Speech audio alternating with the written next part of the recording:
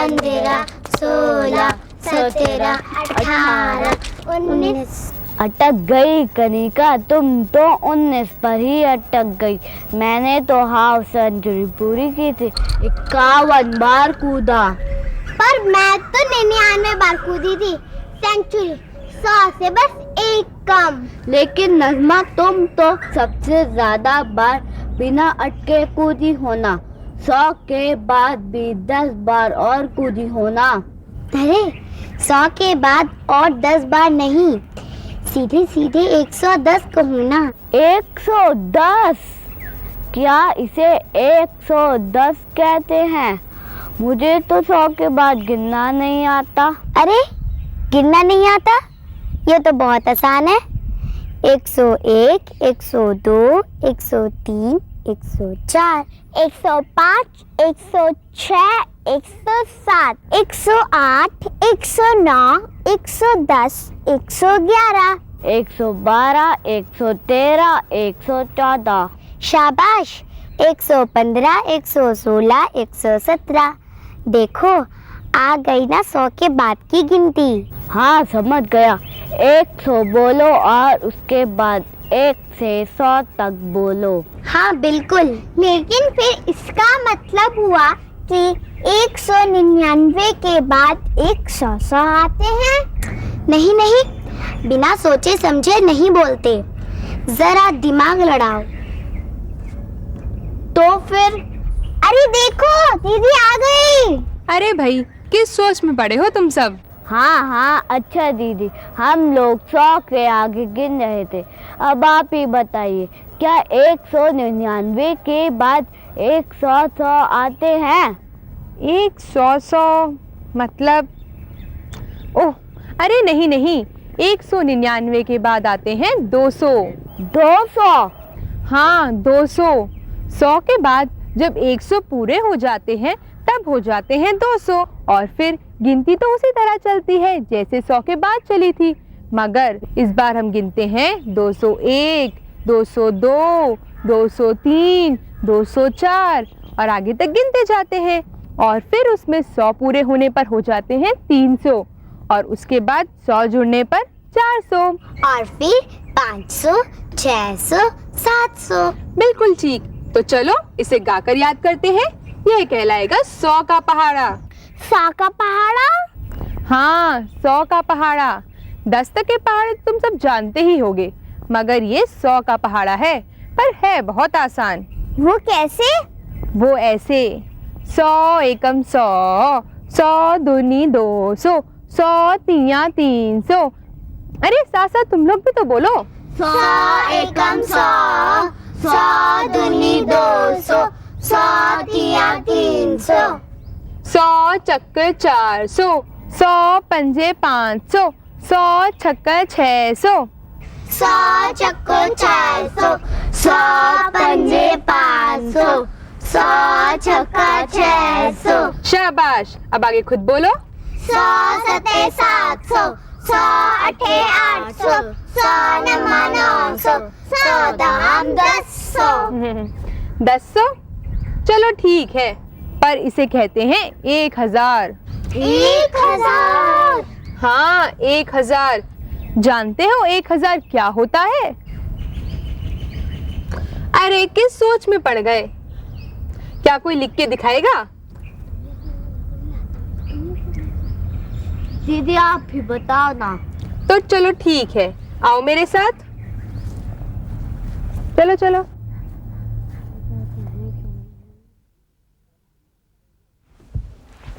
तो अब मैं बताती हूँ 1000 कैसे लिखते हैं। ये देखो, इकाई, दहाई, सैकड़ा और ये 1000, और ये पूरा बन गया 1000। दीदी आपने इकाई दहाई कहते हुए उल्टी ओर से मतलब दाहिनी तरफ से क्यों लिखा? देखो, लिखने का यही तरीका है, इसे ऐसे समझो। तुम चारों जन एक लाइन में खड़े हो जाओ।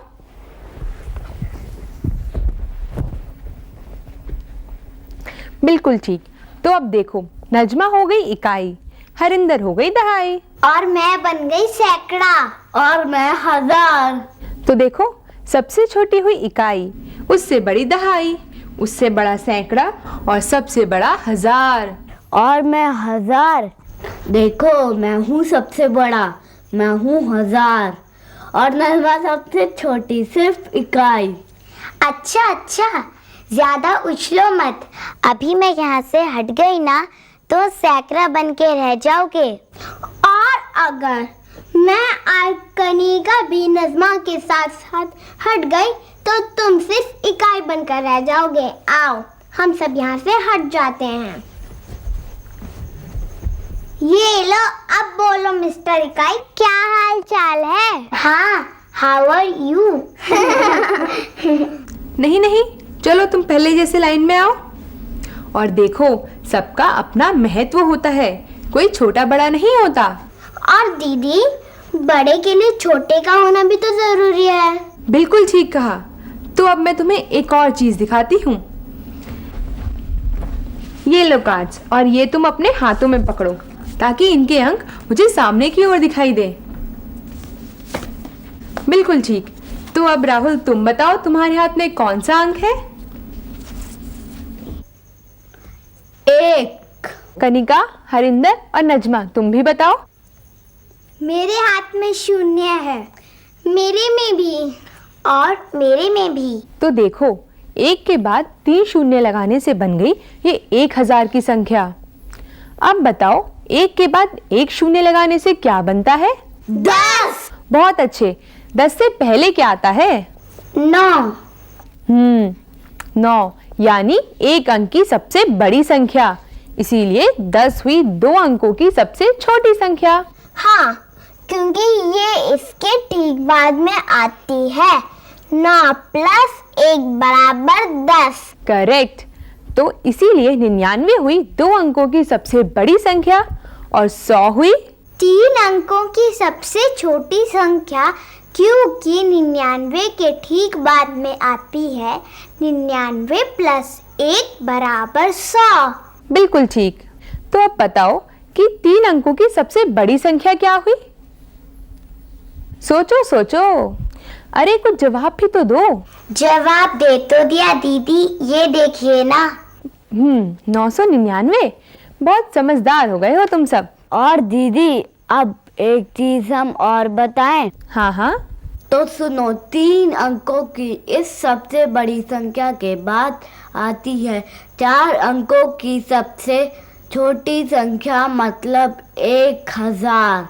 मतलब अब तुम सब समझ गए कि 1000 क्या होता है। हाँ दीदी, ये तो समझ गए कि 1000 क्या होता है, मगर कितना होता है, कितना सारा होता है, ये नहीं समझे। ठीक है, वो भी बताती हूँ। चलो बैठ जाओ।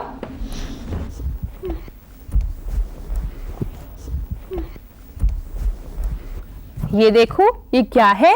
ये तो आपकी माला है। हाँ, और इसमें 100 दाने हैं। 100? हाँ, 100। और ऐसी 9 मालाएं मैं और ले आऊं तो कितनी मालाएं हो जाएंगी?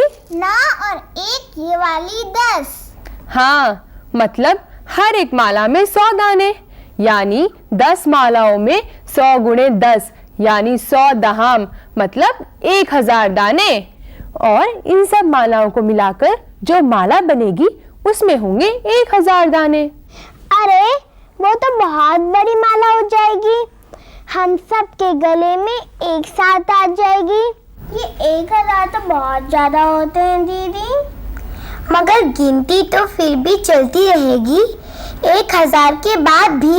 वैसे दीदी 1000 के बाद कैसे गिनते हैं? वैसे ही जैसे 100 के बाद गिनते थे। 100 के बाद मतलब 1001, 1002, 1003, और फिर इस तरह गिनते गिनते 1999 पर पहुंच जाएंगे। और हाँ, उसके बाद आएगा 2000। क्यों दीदी? बिल्कुल ठीक समझते जा रहे हो। पर अब मुझे 1001 कौन लिखकर दिखाएगा? ये लो स्लेट और हरिंदर, इस पर तुम लिखो।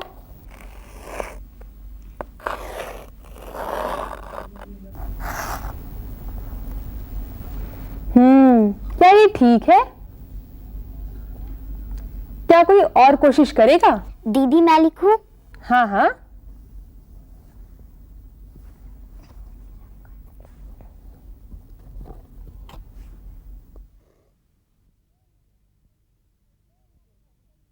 Very good.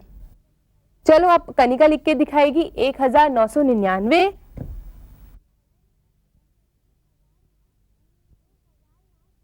1999। वेरी गुड, बहुत बढ़िया। तुम आगे की गिनती भी लिख सकते हो। तो चलो अब राहुल लिखेगा 6400।